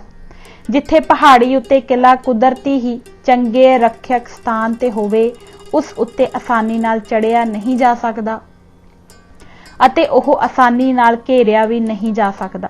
ਅਤੇ ਜੇਕਰ ਇਸ ਕਿਸਮ ਦੇ ਕਿਲ੍ਹੇ ਨੂੰ ਬਚਾਉਣ ਵਾਲੀ ਫੌਜ ਦਾ ਇੱਕ ਅੰਗ ਬਰਬਾਦ ਵੀ ਹੋ ਜਾਵੇ ਤਾਂ ਉਸ ਦਾ ਦੂਸਰਾ ਹਿੱਸਾ ਬਗੈਰ ਕਿਸੇ ਖਤਰੇ ਦੇ ਆਪਣੇ ਕਬਜ਼ੇ ਵਿੱਚ ਹੀ ਰਹਿ ਸਕਦਾ ਹੈ। ਇਹੋ ਜਿਹਾ ਕਿਲ੍ਹਾ ਰੱਖਿਆ ਦੇ ਸਾਧਨਾਂ ਲਈ ਬਹੁਤ ਲਾਭਦਾਇਕ ਸਾਬਤ ਹੁੰਦਾ ਹੈ, ਕਿਉਂਕਿ ਇਸ ਉੱਤੇ ਮੋਰਚਾਬੰਦ ਸੈਨਿਕ ਦੁਸ਼ਮਣ ਉੱਤੇ ਦਰਖਤ ਡੇਗ ਕੇ ਅਤੇ ਪੱਥਰਾਂ ਦੀ ਬੁਛਾੜ ਕਰਕੇ ਉਸ ਦਾ ਨਾਸ਼ ਕਰ ਸਕਦੇ ਹਨ ਅਤੇ ਆਪਣੀ ਸਹਾਇਤਾ ਕਰਦੇ ਹਨ। ਡੋਰਜ਼ੇ ਨਮਗੀਲ ਨੇ ਸਿੱਖਾਂ ਨਾਲ ਇਸ ਸਥਾਨ ਤੇ ਲੜਾਈ ਕਰਨ ਲਈ ਆਪਣੀ ਪੋਜੀਸ਼ਨ ਨੂੰ ਚੰਗਾ, ਮਜ਼ਬੂਤ ਤੇ ਮੋਰਚੇਬੰਦ ਕਰਨ ਦਾ ਫੈਸਲਾ ਕਰ ਲਿਆ। ਲਦਾਖੀ ਕਮਾਂਡਰ ਰੱਖਿਅਕ ਲੜਾਈ ਦੀ ਤਿਆਰੀ ਕਰਨ ਵਿੱਚ ਜ਼ੋਰ ਸ਼ੋਰ ਨਾਲ ਲੱਗ ਪਏ। ਲਦਾਖੀਆਂ ਨੇ ਲਗਭਗ 5000 ਦੇ ਕਰੀਬ ਫੌਜ ਦਰਿਆ ਦੇ ਦੋਨਾਂ ਪਾਸਿਆਂ ਦੀਆਂ ਉੱਚੀਆਂ ਚੋਟੀਆਂ ਅਤੇ ਢਲਵਾਨਾਂ ਉੱਤੇ ਨਿਯੁਕਤ ਕਰ ਦਿੱਤੀ, ਪਰ ਉਹਨਾਂ ਨੇ ਰੱਖਿਆ ਦੇ ਮੋਰਚਿਆਂ ਦੇ ਪਿੱਛੇ ਡੂੰਘਾਈ ਵਿੱਚ ਨਾ ਕੋਈ ਮੋਰਚੇ ਬਣਾਏ ਅਤੇ ਨਾ ਹੀ ਲੜਾਈ ਦੀ ਹਾਲਤ ਸੰਭਾਲਣ ਨੂੰ ਜਾਂ ਲੜਾਈ ਦੀ ਸਥਿਤੀ ਬਦਲਣ ਲਈ ਕੋਈ ਰਿਜ਼ਰਵ ਫੌਜ ਹੀ ਨਿਯੁਕਤ ਕੀਤੀ। ਉਹਨਾਂ ਪਾਸ ਮੋਰਚੇ ਸੰਭਾਲਣ ਲਈ ਬਾਹਰ ਕੋਈ ਵਾਧੂ ਫੌਜ ਨਹੀਂ ਸੀ, ਜਿਸ ਨੂੰ ਕਿ ਉਹ ਕਿਸੇ ਟੁੱਟਦੇ ਹੋਏ ਮੋਰਚੇ ਤੇ ਅਚਾਨਕ ਜ਼ਰੂਰਤ ਵੇਲੇ ਭੇਜ ਸਕਦੇ ਅਤੇ ਨਾ ਹੀ ਦੁਸ਼ਮਣ ਦੇ ਹਮਲੇ ਦਾ ਜ਼ੋਰ ਰੋਕਣ ਲਈ ਕੁਮਕ ਦੇ ਤੌਰ ਤੇ ਭੇਜ ਸਕਦੇ। ਅਸਲ ਵਿੱਚ ਉਹਨਾਂ ਨੇ ਆਪਣਾ ਸਭ ਕੁਝ ਲੜਾਈ ਦੇ ਮੈਦਾਨ ਵਿੱਚ ਸਾਹਮਣੇ ਵਾਲੀ ਖਿੜਕੀ ਵਿੱਚ ਹੀ ਝੋਕ ਦਿੱਤਾ ਅਤੇ ਕੋਈ ਰਿਜ਼ਰਵ ਫੌਜ ਆਪਣੇ ਹੱਥ ਵਿੱਚ ਨਾ ਰੱਖੀ। ਇਹ ਯੋਜਨਾ ਲੜਾਈ ਦੇ ਸਭ ਅਸੂਲਾਂ ਦੇ ਵਿਰੁੱਧ ਸੀ ਅਤੇ ਇਸ ਦੇ ਸਫਲ ਹੋਣ ਦੀ ਕੋਈ ਵੀ ਆਸ ਨਹੀਂ ਸੀ ਰੱਖੀ ਜਾ ਸਕਦੀ। ਬਾਦਸ਼ਾਹ ਨੂੰ ਆਪਣੀ ਵਾਧੂ ਰਿਜ਼ਰਵ ਫੌਜ ਨਾਲ ਆਪਣੀ ਪਿਛਲੀ ਮੋਰਚੇਬੰਦੀ ਕਰਨੀ ਚਾਹੀਦੀ ਹੈ ਅਤੇ ਵਾਧੂ ਰਿਜ਼ਰਵ ਫੌਜ ਤੋਂ ਬਗੈਰ ਕਦੇ ਲੜਾਈ ਨਹੀਂ ਲੜਨੀ ਚਾਹੀਦੀ, ਕਿਉਂਕਿ ਖਿਲਰੇ ਹੋਏ ਫੌਜੀ ਦਸਤਿਆਂ ਨੂੰ ਦੁਬਾਰਾ ਇਕੱਠਾ ਕਰਨਾ ਵਾਧੂ ਰਿਜ਼ਰਵ ਰੱਖੀ ਫੌਜ ਦਾ ਹੀ ਕੰਮ ਹੈ। ਲਦਾਖੀਆਂ ਨੂੰ ਆਪਣੀ ਚੰਗੀ ਮੋਰਚੇਬੰਦੀ ਅਤੇ ਪੋਜੀਸ਼ਨ ਦੀ ਕੁਦਰਤੀ ਮਜ਼ਬੂਤੀ ਤੇ ਪੂਰਾ ਵਿਸ਼ਵਾਸ ਸੀ, ਕਿਉਂਕਿ ਪਹਿਲਾਂ ਤਾਂ ਹਮਲਾਵਰਾਂ ਨੂੰ ਬਹੁਤ ਕਠਿਨ ਰਸਤੇ ਨੂੰ ਪਾਰ ਕਰਕੇ ਸਿੱਧੀ ਚੜ੍ਹਾਈ ਉੱਤੇ ਹਮਲਾ ਕਰਨਾ ਪੈਂਦਾ ਸੀ ਅਤੇ ਦੂਸਰਾ ਉਹਨਾਂ ਦੇ ਲਾਮਿਆਂ ਨੇ ਉਹਨਾਂ ਨੂੰ ਸਫਲਤਾ ਤੇ ਜਿੱਤ ਦਾ ਵਿਸ਼ਵਾਸ ਦਿਵਾਇਆ ਹੋਇਆ ਸੀ। ਲਦਾਖੀਆਂ ਨੇ ਆਪਣੀਆਂ ਚੌਂਕੀਆਂ ਵਿੱਚ ਹਜ਼ਾਰਾਂ ਹੀ ਪੱਥਰ ਅਤੇ ਵੱਟੇ ਇਕੱਠੇ ਕਰ ਰੱਖੇ ਸਨ। ਉਹਨਾਂ ਨੇ ਦੁਸ਼ਮਣਾਂ ਦੇ ਵਧੀਆ ਹਥਿਆਰਾਂ ਤੋਂ ਬਚਣ ਲਈ ਹਿਫਾਜ਼ਤੀ ਮੋਰਚੇ ਅਤੇ ਖੰਦਕਾਂ ਆਦਿ ਬਹੁਤ ਗਿਣਤੀ ਵਿੱਚ ਪੁੱਟ ਲਈਆਂ ਸਨ। ਲੰਕਾਸਾਰ ਦਾ ਯੁੱਧ। ਜਰਨੈਲ ਜ਼ੋਰਾਵਰ ਸਿੰਘ ਦੀ ਫੌਜ ਨੇ ਸੂਰੂ ਦਰਿਆ ਦੇ ਦੋਹਾਂ ਹੀ ਕਿਨਾਰਿਆਂ ਦੇ ਨਾਲ-ਨਾਲ ਅਗਾਂਹ ਵਧਣਾ ਸ਼ੁਰੂ ਕੀਤਾ, ਪਰੰਤੂ ਉਸ ਦੀ ਫੌਜ ਦੀ ਬਹੁਤ ਸੰਖਿਆ ਉਸ ਦੀ ਆਪਣੀ ਹੀ ਅਗਵਾਈ ਹੇਠ ਰਿਜ਼ਰਵ ਵਿੱਚ ਰੱਖੀ ਗਈ ਸੀ। ਉਸ ਨੇ ਇਸ ਰਿਜ਼ਰਵ ਫੌਜ ਸਮੇਤ ਸੂਰੂ ਦੇ ਖੱਬੇ ਕੰਢੇ ਦੇ ਨਾਲ-ਨਾਲ ਅਗਲੇ ਦਸਤੇ ਤੋਂ ਪਿੱਛੋਂ ਕੁਝ ਵਿੱਥ ਉੱਤੇ ਕੂਚ ਕਰਨਾ ਸ਼ੁਰੂ ਕੀਤਾ। 2 ਬਟਾਲੀਅਨਾਂ ਮੀਆਂ ਰਾਏ ਸਿੰਘ ਦੀ ਅਗਵਾਈ ਹੇਠ ਸੂਰੂ ਦੇ ਸੱਜੇ ਕੰਢੇ ਦੇ ਨਾਲ-ਨਾਲ ਵਧਣੀਆਂ ਸ਼ੁਰੂ ਹੋ ਗਈਆਂ। ਸਿੱਖਾਂ ਦੇ ਅਗਲੇ ਦਸਤਿਆਂ ਦੀ ਲੰਕਾਸਾਰ ਦੀਆਂ ਮੋਰਚੇਬੰਦ ਲੱਦਾਖੀ ਰੱਖਿਅਕ ਫੌਜਾਂ ਨਾਲ ਟੱਕਰ ਹੋ ਪਈ। ਹਮਲਾਵਰਾਂ ਨੇ ਕਾਰਗਿਲ ਵੱਲ ਜਾਣ ਵਾਲੇ ਸਾਰੇ ਰਸਤੇ ਨੂੰ ਇੱਕ ਮਜ਼ਬੂਤ ਲੱਦਾਖੀ ਫੌਜਾਂ ਦੇ ਮਜ਼ਬੂਤ ਮੋਰਚਿਆਂ ਨਾਲ ਰੋਕਿਆ ਹੋਇਆ ਵੇਖਿਆ, ਜਿਨ੍ਹਾਂ ਨੇ ਦਰਿਆ ਦੇ ਦੋਵਾਂ ਕੰਢਿਆਂ ਤੇ ਉੱਚੇ ਥਾਵਾਂ ਤੇ ਮੋਰਚੇਬੰਦੀ ਕੀਤੀ ਹੋਈ ਸੀ। ਦਰਿਆ ਦੇ ਨਾਲ-ਨਾਲ ਡੂੰਗੀ ਤੇ ਸੋੜੀ ਘਾਟੀ ਹੋਣ ਦੇ ਕਾਰਨ ਕੋਈ ਰਸਤਾ ਵੀ ਦੁਸ਼ਮਣ ਦੇ ਮੋਰਚੇ ਤੋਂ ਖਾਲੀ ਨਹੀਂ ਸੀ। ਦੁਸ਼ਮਣ ਦੀਆਂ ਚੌਕੀਆਂ ਬਰਬਾਦ ਕਰਨ ਤੋਂ ਬਗੈਰ ਸਿੱਖਾਂ ਦਾ ਅੱਗੇ ਵਧਣਾ ਬਿਲਕੁਲ ਹੀ ਅਸੰਭਵ ਸੀ। ਜਰਨੈਲ ਜ਼ੋਰਾਵਰ ਸਿੰਘ ਨੇ ਦੁਸ਼ਮਣ ਦੇ ਮੋਰਚਿਆਂ ਦੀ ਤਾਕਤ, ਹੱਦਬੰਦੀ ਅਤੇ ਮਜ਼ਬੂਤੀ ਦੇਖ ਕੇ ਆਪਣੇ ਕਮਾਂਡਰਾਂ ਨੂੰ ਦਰਿਆ ਦੇ ਦੋਨਾਂ ਪਾਸਿਆਂ ਤੋਂ ਇੱਕੋ ਹੀ ਵੇਲੇ ਦਰਿਆ ਦੇ ਨਾਲ-ਨਾਲ ਸਾਹਮਣਾ ਹਮਲਾ ਕਰਨ ਦਾ ਹੁਕਮ ਦਿੱਤਾ। ਲੱਦਾਖੀਆਂ ਦੇ ਰੱਖਿਅਕ ਸਥਾਨਾਂ ਉੱਤੇ ਹਿਫਾਜ਼ਤ ਦਾ ਚੰਗਾ ਪ੍ਰਬੰਧ ਸੀ। ਉਹਨਾਂ ਨੇ ਆਪਣੇ ਦੇਸ਼ ਲਈ ਬਹਾਦਰੀ ਦੀ ਲੜਾਈ ਲੜੀ। ਲੱਦਾਖੀਆਂ ਪਾਸ ਸਿੱਖਾਂ ਦੇ ਮੁਕਾਬਲੇ ਵਿੱਚ ਘਟੀਆ ਹਥਿਆਰ ਸਨ ਅਤੇ ਉਹਨਾਂ ਕੋਲ ਮੋਰਚਿਆਂ ਦੀ ਹਿਫਾਜ਼ਤੀ ਲੜਾਈ ਲਈ ਕੋਈ ਤੋਪਖਾਨਾ ਵੀ ਨਹੀਂ ਸੀ। ਫਿਰ ਵੀ ਉਹਨਾਂ ਨੇ ਸਿੱਖਾਂ ਦਾ ਦਰਿਆ ਦੇ ਕੰਢਿਆਂ ਵਾਲੀ ਚੌਕੀਆਂ ਤੇ ਕਬਜ਼ਾ ਕਰਨ ਤੋਂ ਮੂੰਹ ਫੇਰ ਦਿੱਤਾ। ਸਿੱਖ ਫੌਜ ਦੇ ਹਰ ਹਮਲੇ ਨੂੰ ਕਾਫੀ ਜਾਨੀ ਨੁਕਸਾਨ ਪਹੁੰਚਾ ਕੇ ਪਿਛਾਂਹ ਮੁੜਨ ਤੇ ਮਜਬੂਰ ਕਰ ਦਿੱਤਾ ਜਾਂਦਾ। ਸਿੱਖਾਂ ਦੀਆਂ ਤੋਪਾਂ ਲਗਾਤਾਰ 2 ਦਿਨ ਲੱਦਾਖੀ ਸਥਾਨਾਂ ਤੇ ਮੋਰਚਿਆਂ ਉੱਤੇ ਆਪਣੀ ਹਮਲਾ ਕਰਨ ਵਾਲੀ ਫੌਜ ਦੀ ਸਹਾਇਤਾ ਲਈ ਧੂਆਂਧਾਰ ਗੋਲੇ ਬਰਸਾਉਂਦੀਆਂ ਰਹੀਆਂ, ਪਰ ਇਸ ਗੋਲਾਬਾਰੀ ਦਾ ਲੱਦਾਖੀਆਂ ਦੇ ਮੋਰਚਿਆਂ ਉੱਤੇ ਰੱਤਾ ਭਰ ਵੀ ਅਸਰ ਨਾ ਪਿਆ ਅਤੇ ਉਹਨਾਂ ਦੀ ਮੋਰਚਾਬੰਦੀ ਨਾ ਟੁੱਟੀ। ਸਿੱਖ ਫੌਜ ਲੱਦਾਖੀਆਂ ਦੇ ਮੋਰਚਿਆਂ ਵਿੱਚ ਪੈਰ ਰੱਖਣ ਦੀ ਵੀ ਥਾਂ ਨਾ ਲੈ ਸਕੀ, ਕਿਉਂਕਿ ਲੱਦਾਖੀ ਚੌਕੀਆਂ ਉਹਨਾਂ ਦੀਆਂ ਤੋਪਾਂ ਦੀ ਮਾਰ ਦੀ ਹੱਦ ਤੋਂ ਬਾਹਰ ਸਨ। ਉਹ ਸਿੱਖਾਂ ਦਿਆਂ ਹਮਲਿਆਂ ਅਤੇ ਤੋਪਖਾਨੇ ਦੇ ਫਾਇਰਾਂ ਤੋਂ ਬਿਲਕੁਲ ਬੇਅਸਰ ਰਹੇ। ਲੱਦਾਖੀਆਂ ਨੇ ਆਪਣੀਆਂ ਲਾਭਦਾਇਕ ਸਥਾਨਾਂ ਤੋਂ ਹਮਲਾਵਰਾਂ ਉੱਤੇ ਛੋਟੇ ਵੱਡੇ ਪੱਥਰਾਂ ਦਾ ਲਗਾਤਾਰ ਮੀਂਹ ਵਰਸਾ ਦਿੱਤਾ, ਜਿਸ ਕਰਕੇ ਹਮਲਾਵਰਾਂ ਦਾ ਬਹੁਤ ਜਾਨੀ ਨੁਕਸਾਨ ਹੋਇਆ। ਇਹ ਪੱਥਰ ਬੜੇ ਭਿਆਨਕ ਆਵਾਜ਼ ਅਤੇ ਤੇਜ਼ੀ ਨਾਲ ਵਾਦੀ ਦੇ ਥੱਲੇ ਵੱਲ ਡਿੱਗਦੇ ਅਤੇ ਦੁਸ਼ਮਣ ਦਾ ਬਹੁਤ ਜਾਨੀ ਨੁਕਸਾਨ ਕਰਦੇ ਅਤੇ ਉਹਨਾਂ ਦਾ ਦਿਲ ਤੋੜ ਦਿੰਦੇ। ਹਮਲਾਵਰ ਬਿਲਕੁਲ ਦਿਲ ਛੱਡ ਬੈਠੇ ਸਨ। ਇਸ ਕਿਸਮ ਦੀ ਲੜਾਈ 2 ਦਿਨ ਤੱਕ ਹੁੰਦੀ ਰਹੀ। ਲੱਦਾਖੀ ਫੌਜੀਆਂ ਦਾ ਦਿਲ ਅਤੇ ਜੋਸ਼ ਇਹਨਾਂ 2 ਦਿਨਾਂ ਦੀ ਲੜਾਈ ਦੀ ਅਤਿਅੰਤ ਸਫਲਤਾ ਕਰਕੇ ਬਹੁਤ ਵੱਧ ਗਏ ਸਨ। ਉਹਨਾਂ ਨੂੰ ਵਿਸ਼ਵਾਸ ਹੋ ਗਿਆ ਸੀ ਕਿ ਸਿੱਖਾਂ ਦਾ ਹਮਲਾ ਇਸ ਸਾਧਨ ਨਾਲ ਬਿਲਕੁਲ ਹੀ ਰੋਕ ਦਿੱਤਾ ਗਿਆ ਸੀ। ਇਸ ਬਹੁਤੇ ਵਿਸ਼ਵਾਸ ਦੇ ਕਾਰਨ ਉਹਨਾਂ ਨੇ ਆਪਣੇ ਸਾਰੇ ਫਰੰਟ ਦੀ ਅਤੇ ਆਲੇ ਦੁਆਲੇ ਦੇ ਇਲਾਕੇ ਦੀ ਦੇਖਭਾਲ ਛੱਡ ਦਿੱਤੀ ਅਤੇ ਕੋਈ ਵੀ ਗਸ਼ਤੀ ਦਸਤੇ ਦੁਸ਼ਮਣ ਦੀਆਂ ਲੜਾਈ ਦੀਆਂ ਨਵੀਆਂ ਚਾਲਾਂ ਅਤੇ ਹਰਕਤਾਂ ਦੇਖਣ ਲਈ ਬਾਹਰ ਨਾ ਭੇਜੇ। ਜਰਨੈਲ ਜ਼ੋਰਾਵਰ ਸਿੰਘ ਨੇ ਆਪਣੀ ਫੌਜ ਦਾ ਬੇਅਰਥ ਅਤੇ ਬੇਹੱਦ ਨੁਕਸਾਨ ਹੁੰਦਾ ਵੇਖ ਕੇ ਸਾਹਮਣੇ ਪਾਸਿਓਂ ਦੇ ਸਾਰੇ ਹਮਲੇ ਉੱਕੇ ਹੀ ਰੋਕ ਦਿੱਤੇ। ਉਸਨੇ ਦਰਿਆ ਦੇ ਦੋਹਾਂ ਪਾਸਿਆਂ ਵਾਲੀ ਆਪਣੀ ਫੌਜ ਦੇ ਆਗੂਆਂ ਨੂੰ ਹੁਕਮ ਦਿੱਤਾ ਕਿ ਉਹ ਦੁਸ਼ਮਣਾਂ ਦੀਆਂ ਪੱਛਮੀ ਤੇ ਪੂਰਬੀ ਦਿਸ਼ਾਵਾਂ ਵੱਲ ਦੀਆਂ ਰੱਖਿਅਕ ਚੌਕੀਆਂ ਵਿੱਚ ਕਮਜ਼ੋਰ ਅਸਥਾਨ ਦੀ ਭਾਲ ਕਰਨ ਲਈ ਆਪਣੀ ਗਸ਼ਤੀ ਫੌਜ ਭੇਜ ਕੇ ਉਹਨਾਂ ਦੀ ਗਿਣਤੀ, ਤਾਕਤ ਅਤੇ ਮੋਰਚਾਬੰਦੀ ਦਾ ਠੀਕ-ਠਾਕ ਪਤਾ ਲਾਉਣ। ਫਿਰ ਹਰ ਪਾਸਿਓਂ ਦੇਖਭਾਲ ਕਰਕੇ ਉਹਨਾਂ ਦੀਆਂ ਚੌਕੀਆਂ ਉੱਤੇ ਹਮਲੇ ਕਰਨ ਦੇ ਰਸਤੇ ਲੱਭਣ ਤਾਂ ਕਿ ਉਹਨਾਂ ਉੱਤੇ ਸਫਲਤਾ ਨਾਲ ਹਮਲਾ ਕਰਨ ਦੀ ਯੋਜਨਾ ਬਣਾਈ ਜਾ ਸਕੇ। ਸਰਕਾਰ ਉੱਤਮ ਸਿੰਘ ਪਧਾਰੀਏ ਦੀ ਪਲਟਨ ਦਾ ਇੱਕ ਸੂਬੇਦਾਰ ਨਿਧਾਨ ਸਿੰਘ ਆਪਣੇ ਗਸ਼ਤੀ ਦਸਤੇ ਨਾਲ ਦੁਸ਼ਮਣ ਦੀ ਫੌਜ ਦੇ ਪੱਛਮੀ ਪਾਸੇ ਵੱਲ ਗਸ਼ਤ ਕਰ ਰਿਹਾ ਸੀ, ਜਦੋਂ ਕਿ ਅਚਾਨਕ ਹੀ ਉਹਨਾਂ ਨੇ ਮੋਰੀ ਵਿੱਚੋਂ ਦੁਸ਼ਮਣ ਦੇ ਕਿਲੇ ਵਿੱਚ ਜਾਂਦਾ ਇੱਕ ਖਾਲ ਵੇਖਿਆ। ਇਸ ਖਾਲ ਦੇ ਰਾਹੀਂ ਦੁਸ਼ਮਣ ਨੂੰ ਪੀਣ ਵਾਲਾ ਪਾਣੀ ਜਾਂਦਾ ਸੀ। किले दे बाहर इस खाल की हिफाजत लई दुश्मन वालों कोई भी प्रबंध नहीं सी। यों जापदा सी जिवें कि दुश्मन पासों कुदरत ने यह अणगहली आप ही करवाई सी अते ओह किले की रखिया के प्रबंध विच इस खाल वाले रास्ते की महत्ता बिल्कुल ही भुल गए सन। हमलावरां ने दुश्मन की इस अणगहली ते कमजोरी का पूरा फायदा उठाया। उन्होंने गश्ती दस्ते दे जवान रात समय खाल दे विच दी किले अंदर हुशियारी नाल रींग के चले गए अते दुश्मन की पानी दे खाल की रखिया करन वाली किले दे अंदर वाली छोटी जही गारत दे सिर ते चुप के अचानक ही पहुंच गए। इस चौंकी दे सारे जवान बेखबर ही सुते पए सन। सूबेदार निधान सिंह ने इन्हां सारियां नूं संगीना नाल हमला करके बगैर आवाज दे ही मार दिता। किले अंदर दुश्मन नूं इस घटना की कोई खबर न लगी। सूबेदार निधान सिंह ने अपनी सारी पलटन नूं किले दे अंदर इस रस्ते राही आउण लई सद्दा भेजिया। उसे ही रात सारी पलटन उस खाले राही किले दे अंदर चुपके जहे सफलता नाल दाखिल हो गई। अगले दिन की रोशनी होने तो पहलों ही सारी बटालियन किले दे अंदर इकट्ठी हो गई ते किले ते कब्जा करन लई हमले लई तैयार हो गई। डोरजे नमगील ते उसदी फौज सिखां दे किले अंदर इस चोरी छुपी ते खतरनाक दाखले तो बिल्कुल अनजान सी।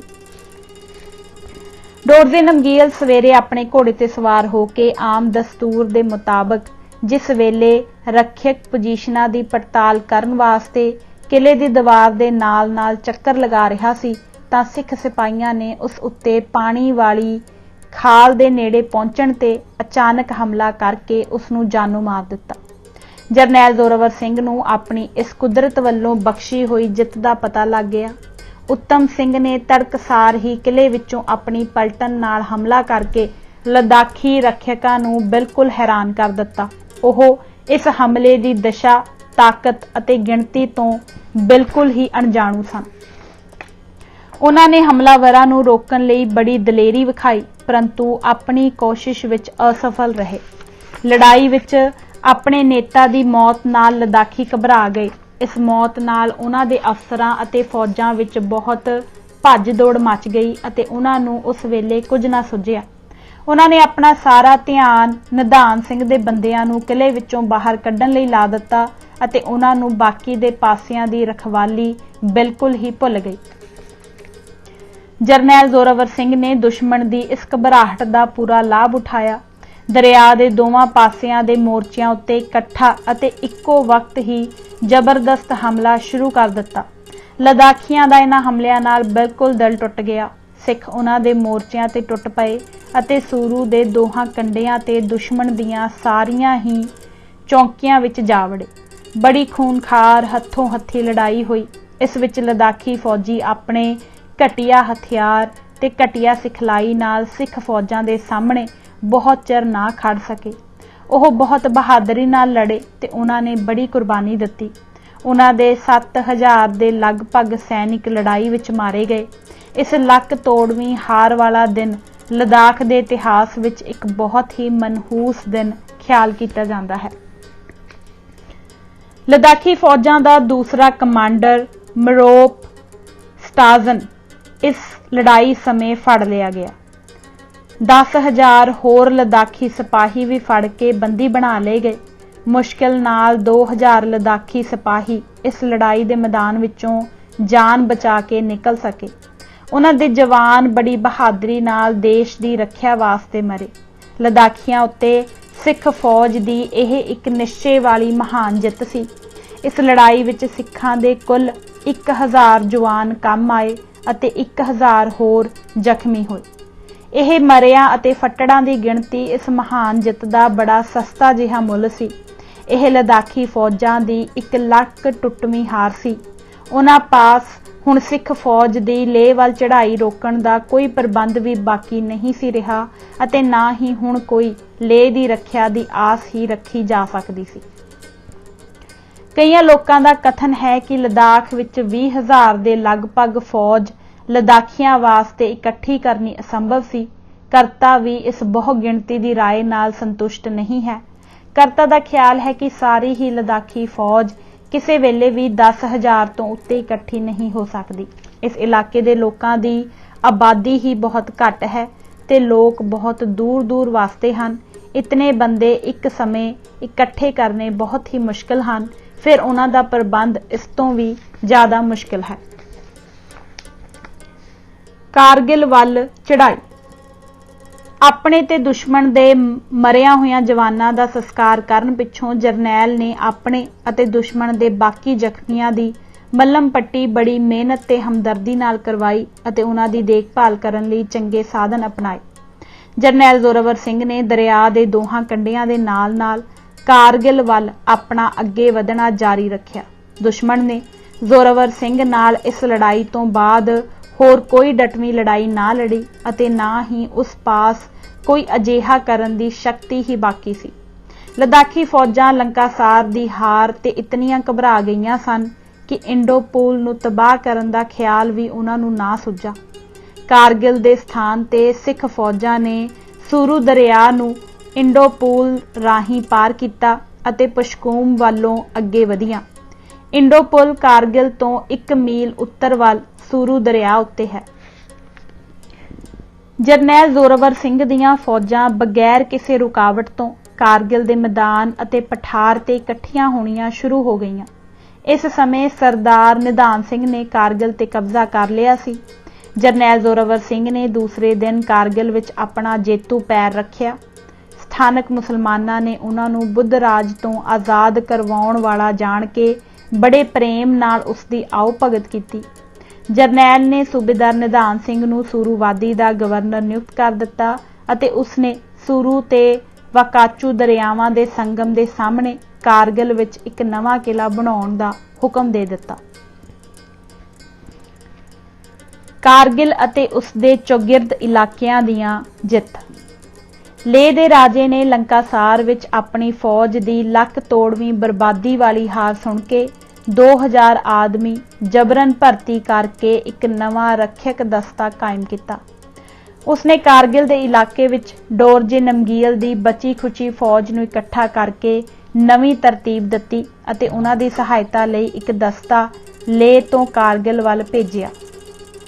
कालो पंखोपा सारी फौज दा कमांडर इन चीफ नियुक्त किया गया। पंखोपा नूं ग्यालपो ने साफ हुक्म दे दिता कि ओह सिखां नूं कारगिल दी पहाड़ी तो वाकाचू दरिया पार करन तो हर संभव कोशिश करके रोकेगा, पर ओह इस काम वास्ते बहुत पछड़ गया अते सफल ना हो सकिया क्योंकि सिख फौज उस दे इत्थे पहुंचण तो पहला दरिया पार करके वाकाचू ते सूरू दे दरमियान वाली पहाड़ी ते कब्जा कर चुकी सी अते उत्थे कैंप लाई बैठी सी। पुशकूम दी लड़ाई। पंखोपा नूं कारगिल तो 10 मील पूरब वल पुशकूम दे स्थान ते पहुंचण उत्ते सिख फौज दा सूरू दरिया नूं कारगिल दे इंडोपुल राही सफलता नाल पार करन दा पता लगा। पंखोपा ने अपनियां फौजां दा भाग पुशकूम दे इलाके विच इकट्ठा कर लिया। इस फौज विच डोरजे नमगील दी लंकासार तो बची खुची फौज दे सैनिक भी आ मिले। पुशकूम दा किला वाकाचू दरिया दे दक्षिणी कंढे उत्ते एक उच्ची पहाड़ी ते बनिया होया सी। यह किला दरिया दे दक्षिणी किले वाली पहाड़ी उत्तों बड़ा खुला अते चौड़ा सी। यह पहाड़ी 200 फुट उच्ची सी। इस चोटी उत्तों बैठे सैनिक दरिया दे रस्ते नूं गोली दी मार विच रख सकदे सन। इस चोटी नूं सार करन तो बिना जोरावर सिंह दरिया दे नाल कोई एडवांस नहीं सी कर सकदा। जरनैल दी फौज ने कारगिल दी पहाड़ी तो हनेरा हुंदियां ही कूच कर दिता ते दूसरी सवेर होण तो पहलां ही रातों रात पुशकूम दे किले ते अचानक कब्जा कर लिया। सिखां दे 7 आदमी ते लद्दाखियां दे 50 आदमी इस लड़ाई विच मारे गए। एक सुचज्जी चाल अपनाउण नाल लद्दाखियां दी बहुत वड्डी फौज दी टुकड़ी किले उत्ते हमला होण तो जरा को पहलां रात दे समय ही पुल पार करके वाकाचू दरिया दे उत्तरी कंढे वल पुशकूम पिंड विच जा निकली। इस टुकड़ी ने पुल नूं पार करन पिछों इस पुल नूं साड़ दिता।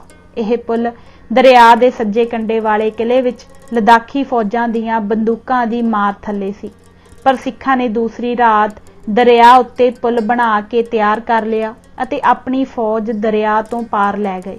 दुश्मन ने पार करन वालियां फौजां दे राह विच कोई रुकावट ना कीती।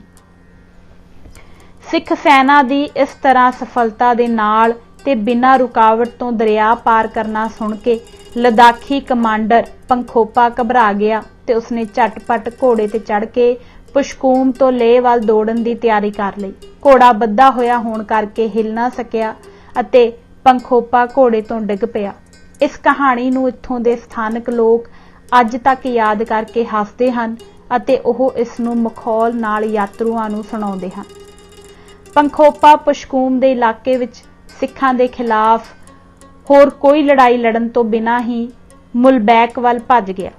पुशकूम दी घाटी एक रखियक लड़ाई लड़न लई बहुत ही मुनासिब जगह सी क्योंकि लेह नूं जाण वाला रस्ता इत्थों दी एक तंग घाटी राहीं जांदा सी। इत्थे वाकाचू दरिया दे दोनों पासे बहुत उच्चियां उच्चियां पहाड़ियां सन ते उन्हां दी चढ़ाई बहुत ही मुश्किल सी। पुशकूम दे 6 मील पूरब वल एक होर घाटी उत्ते भी पंखोपा एक रखियक लड़ाई लड़ सकदा सी।